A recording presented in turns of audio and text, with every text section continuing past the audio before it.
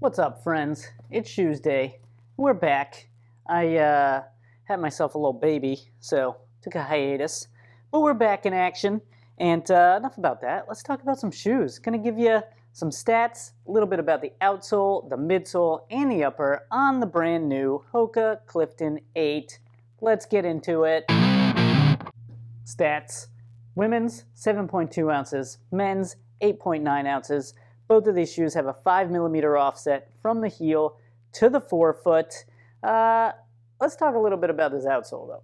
For the Clifton 8, the outsole has been slightly redesigned to actually improve the durability of it. So you can kind of see they have a ton of carbon rubber on the outsole now, which improves durability, and they extend it a little bit further down into the midfoot there, which is fantastic because a lot of people who wear the shoe are neutral, if not supinated, so having that extra durability there is a great thing.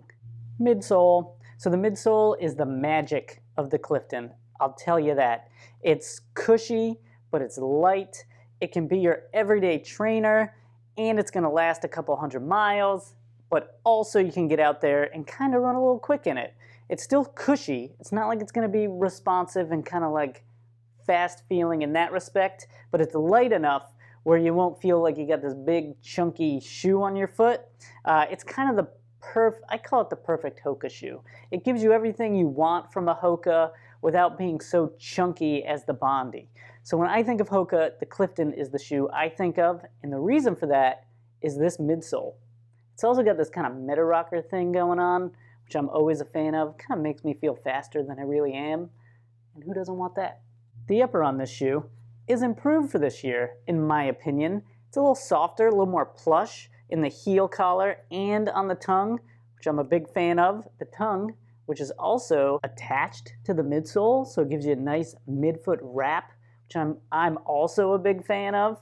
The upper is very breathable and lightweight, no seams, not a lot of overlays. You've got a little reflectivity in the forefoot and in the heel, which is great for those nighttime runs. Shoelaces, they're all right. They're flat, a little bit of stretch to them. They'll stay tied for sure. Let's talk about who this shoe is for. This is a great everyday trainer that you'll be able to get hundreds of miles out of. It's very soft under the foot and still lightweight.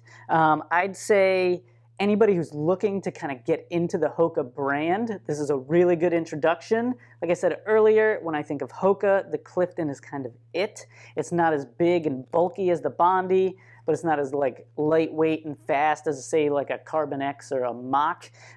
It's a great kind of middle of the road, kind of Goldilocks Hoka shoe. And if you're someone who needs a neutral cushion, everyday trainer, it's definitely one to check out. I'd say overall, that's a good shoe. If you liked that video, go ahead, hit the like button. If you really liked it, you can subscribe, maybe catch the next one.